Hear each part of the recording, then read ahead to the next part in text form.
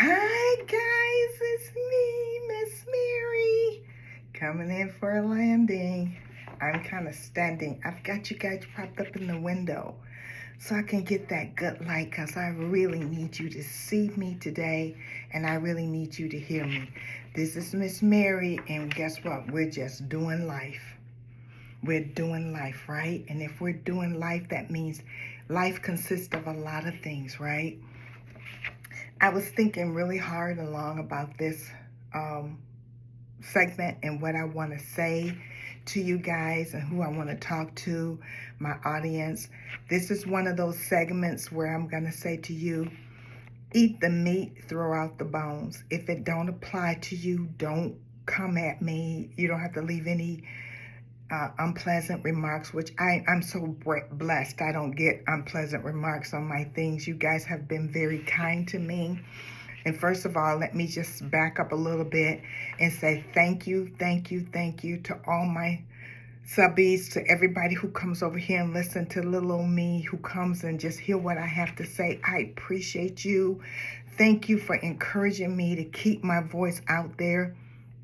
Let me just say that. I just want to say thank you. This is Miss Mary, and we're just doing life, right? And this is a subject that I want to talk about, and it's near and dear to my heart.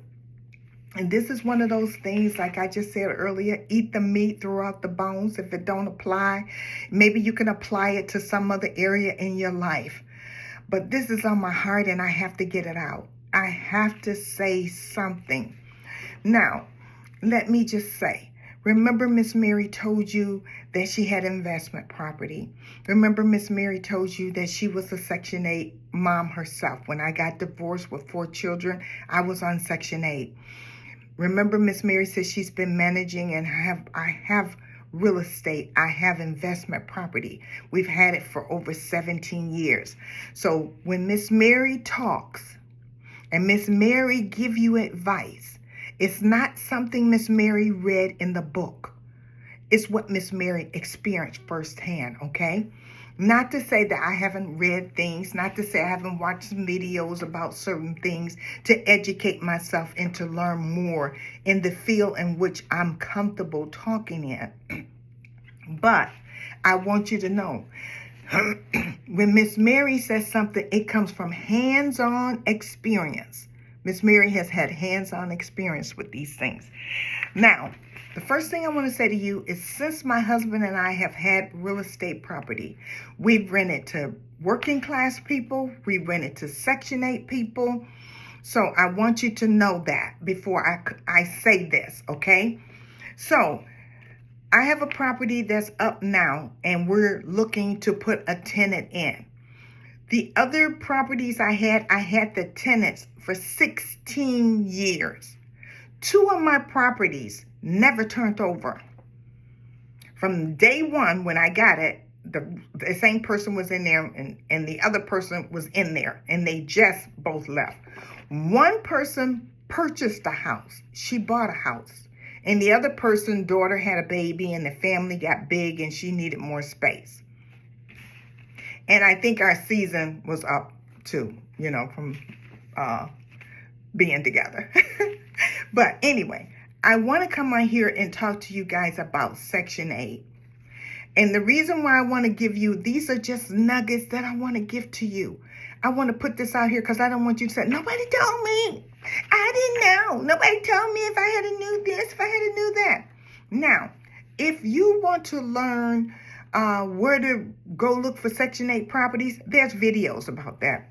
If you want to learn what should you do when you looking for a Section 8 tenant, there's videos about that. I'm going to talk to you about something that I have not seen on the videos. I'm going to talk to you about something I'm experiencing firsthand. I have experienced firsthand. And that is how to show up as a Section 8 person to rent a piece of property. Did you hear what I said? How to show up as a Section 8 person to rent a piece of property. I've been there. I've been that Section 8 person. So don't say, Miss Mary, you don't know you living in your nice little condo, blah, blah, blah, blah, blah. Miss Mary knows. When you don't have a track record of being a tenant as far as paying your rent, because maybe you've been on Section 8 for 5 years. Maybe you've been on Section 8 for 10 years. Maybe like my tenant, you've been on Section 8 for 16 years. And the government has been helping you to pay your rent. Not to say you haven't paid your portion, but the government has been helping you, you know. So get your coffee, get your tea, get whatever you need. But I need you to hear this, and I need you to hear it, and hear it loud and clear. And if this is not going to speak to you, then turn it over to somebody else that you know that this could help. How to show up when you are going to look at Section 8 properties. First of all, we put on there that we accept Section 8. So we're expecting Section 8 people to show up. It's not like we're surprised, like, oh, that's a Section 8 person. Oh, no. We're advertising. We accept Section 8. How do you show up for an appointment? To the landlord as saying, I'm interested in this property. Number one, be on time. Be on time. If there's a set time, an appointment time, if you said 1 o'clock, you need to be there 15 minutes to 1 o'clock. 15 minutes to 1. Be on time. Because why? You're telling that person that you value their time. And if you're not going to be on time and you're running late, call them. Pick up the phone. I don't know what's going on with this generation, but y'all don't like to communicate. You don't want to communicate. Call the person and say, hey, I'm running a little bit late. Or my car broke down. Or my baby is sick. Can we reschedule? And I'm not saying call them at 1 o'clock when you were supposed to be there. Call a half an hour before, or whenever you know that the situation has changed. Call and say, hey, I'm not going to be able to make it. Why? Because as a Section 8 person, all you have is your word, is your bond. Your word that you're going to be on time. Your word is that you're going to pay your portion of rent on time. And if you're starting off wrong, you've already told the person they can't even keep a time slot. They can't even pick up the phone and communicate that they're running late. What have you just told that person? And the reason why I'm saying a lot of these things is because perhaps maybe some of you guys work, some of you guys don't work. But a lot of these things is what you learn from being an employee, from working. So if you're running late, make sure you call. And not 5 minutes before or at 1 o'clock.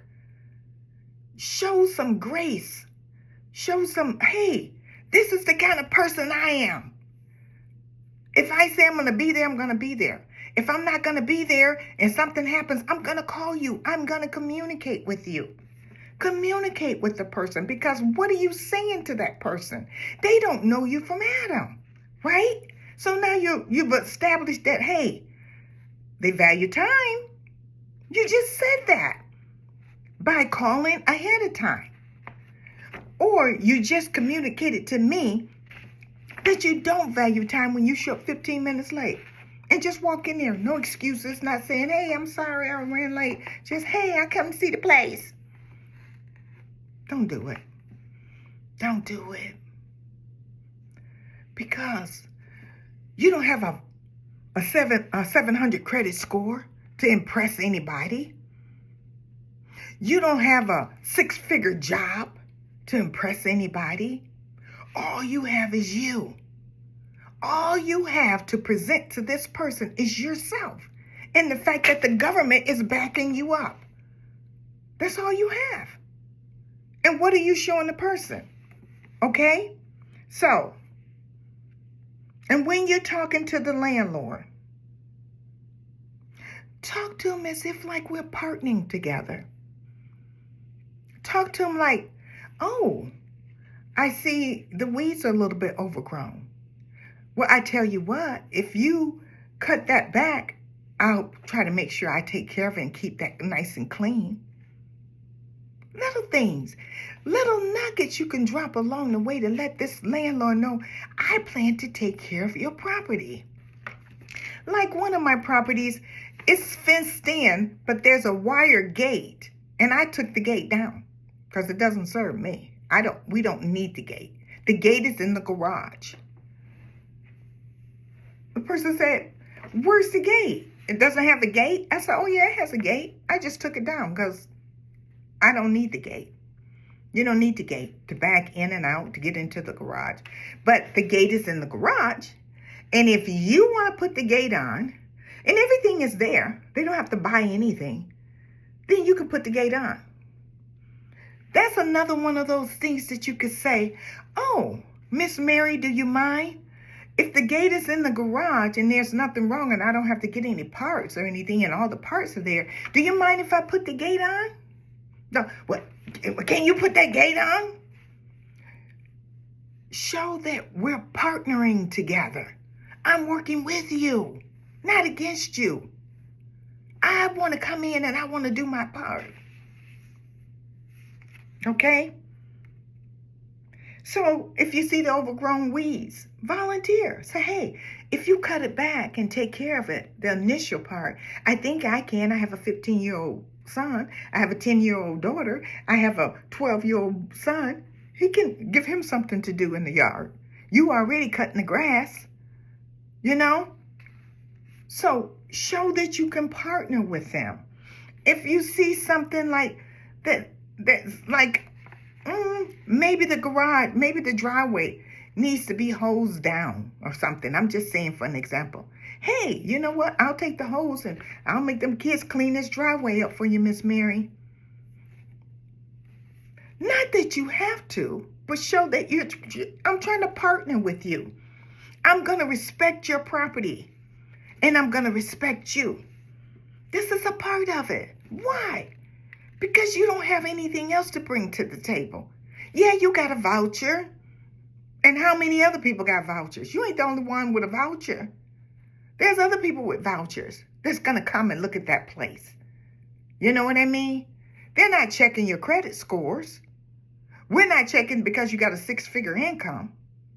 So all you have to present to a landlord is yourself. You're selling yourself to say, I want to partner with you. I want to take care of your property. I want to be a good tenant.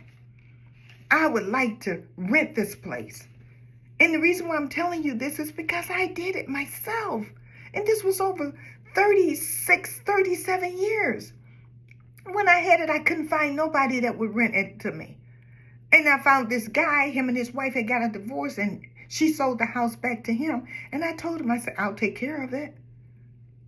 I'll keep the house. I'll take care of your home. I'll respect your home. That's all I could say to it. I didn't have a credit score to give him. Hey, look at me. I got a 700. I got an 850 credit score. Hey, I got, a 6-figure income. Hey, I got this and I got that. I got $20,000. I didn't have none of that. All I had was myself. And I had to sell myself as a good tenant that I'm going to take care of your property. I'm going to respect what belongs to you. And in return, you're going to respect me. This is what we're bringing to the table. We're both bringing respect. Okay, the next thing is, that was the one I told you about, the wire gate. The next one, and when I say this one, I'm saying it with every fiber in my being. I'm saying it with every fiber in my being.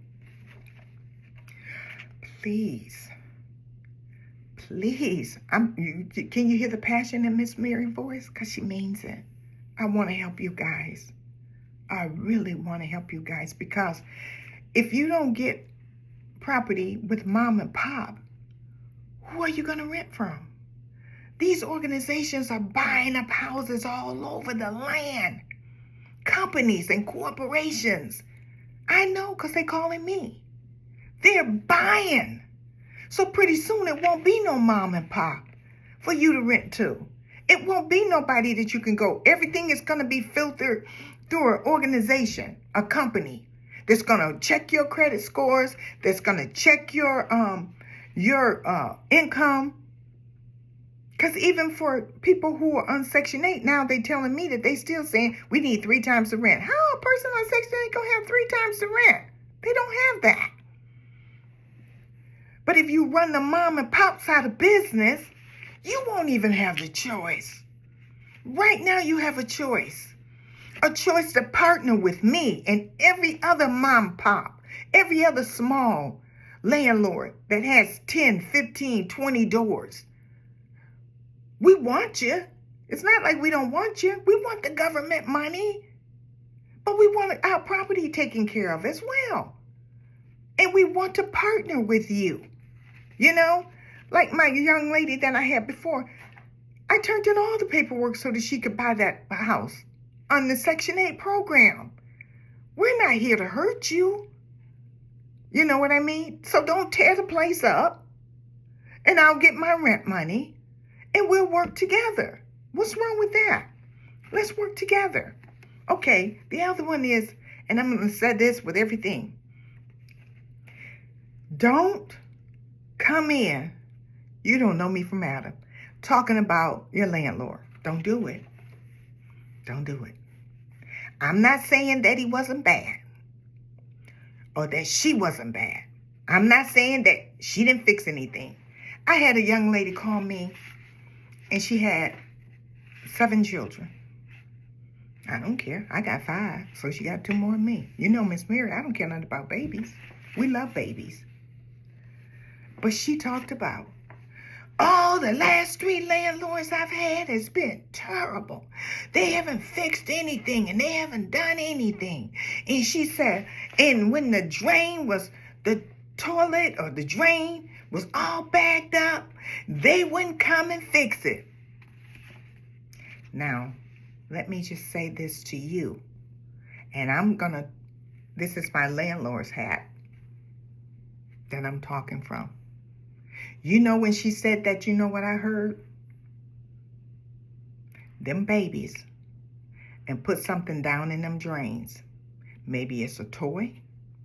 Maybe, I don't know. If she has 7 kids, does she have any girls? Does she have any girls that are 12, 14 that maybe put a pad down in the toilet? Could it be the kids drop something down there? The biggest thing that goes on with drains and stuff is the kids' toys, the young girls who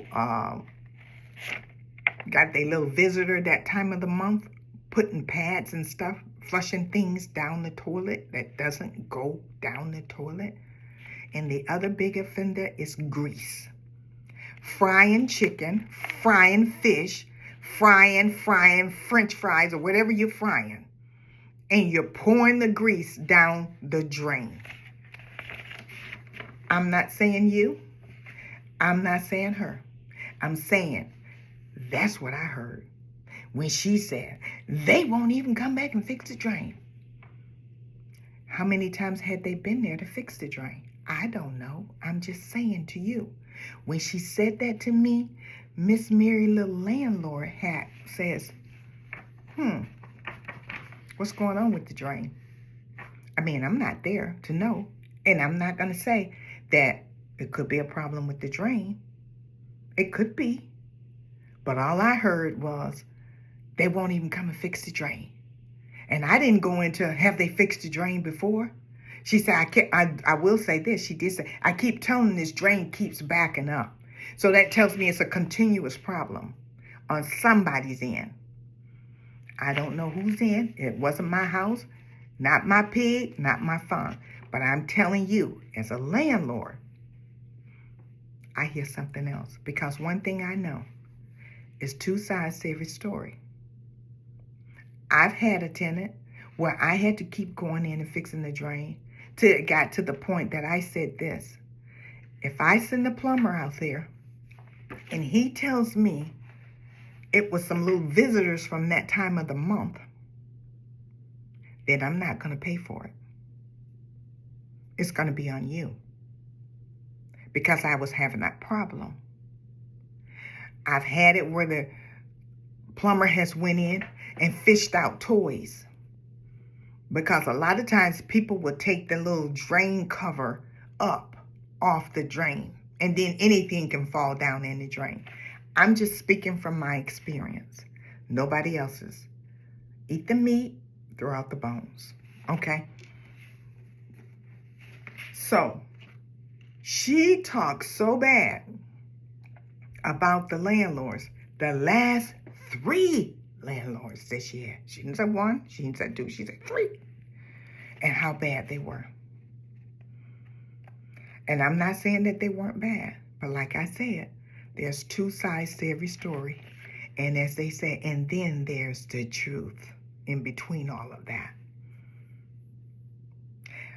If you was going for a job, you would not talk bad about your previous boss. You just don't do it. If you don't want the job, talk bad about your boss and see if you get the job. You're not going to get it. You just don't do it. It's kind of like the other thing is when you're going for a job and you know that you're going for this job because it pays more money. You don't walk in there and tell them when they say, well, why do you want this job? I want this job because it pays more money. You don't tell them that. You know the underline is that you want the money, but you don't tell them that.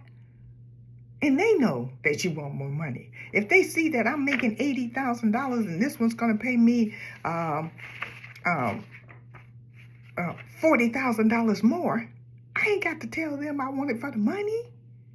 You know, well, 9 times out of 10, they probably don't know how much you make over there anyway. But I'm saying, you never say, I just want this job because it pays more money.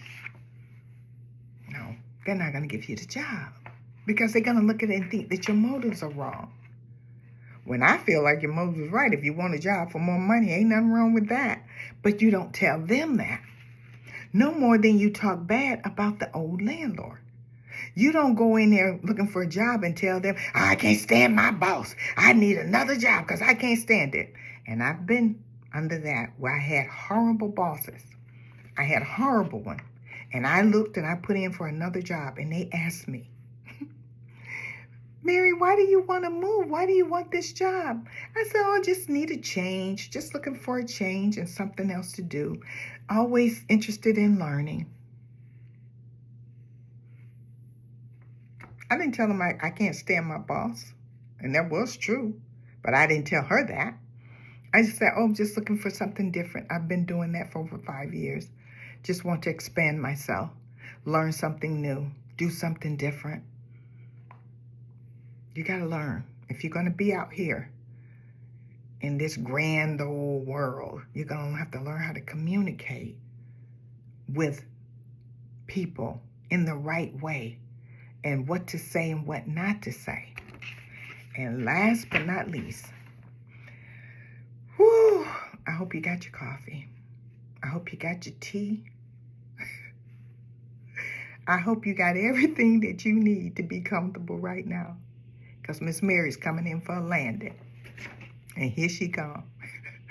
And I'm like a plane and I got all the wheels down and I'm coming in and it's going to be bumpy, bumpy, bumpy, baby.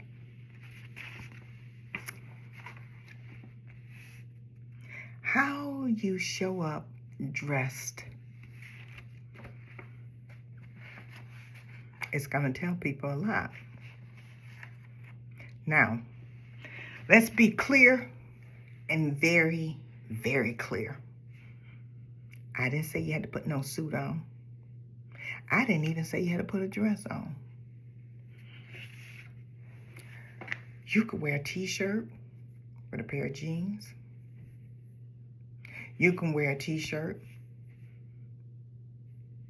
with a pair of capris, whatever. Men, you can just put on a regular shirt, t-shirt, and a pair of pants, pair of jeans. Women, you can put on a t-shirt, pair of jeans. Like me, if I was going to go and look at a house, right now my hair isn't done. So that's why I slapped this hat on. Because I didn't want to show up here with you guys. So I would go with this. This is advertisement, so I probably wouldn't wear this shirt because I wouldn't want him following me. You know what I mean? Or her. But I would wear a t-shirt, something like this. And I would put on me some jeans. And I would put on me some flip-flops or some sandals. I wouldn't wear no booty-tight shorts. I wouldn't have all my boobies out. I wouldn't have the girls out to play. Be it that I'm going to meet a woman or a man. I just wouldn't do it. Because why?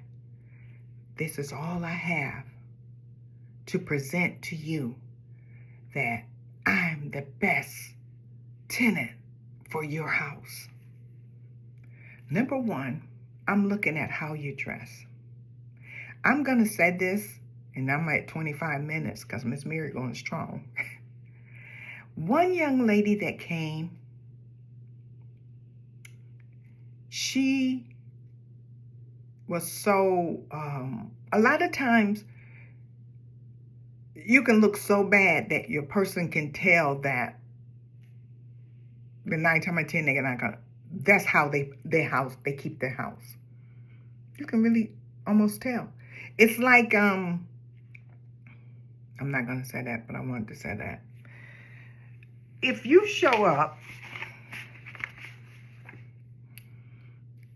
like you just got out of bed, slap the wig on and it's crooked on your head, clothes all stained up, and maybe you're homeless, or maybe they staying at somebody's house or something. I'm not saying anything about that. But if I showed up looking like I just crawled out of bed, you better believe I'm going to explain it to that landlord. You better believe I'm going to say, please excuse my appearance, but I'm sleeping on my friend's couch and somebody was in the shower and I didn't get a chance to present myself.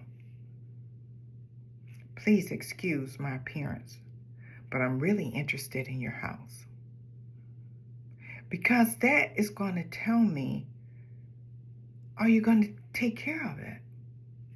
And I hate to say that, but it's true. I know you might not like it, but it's true. You know? Now, there are people who show up clean as a whistle and their house is filthy. Those people exist.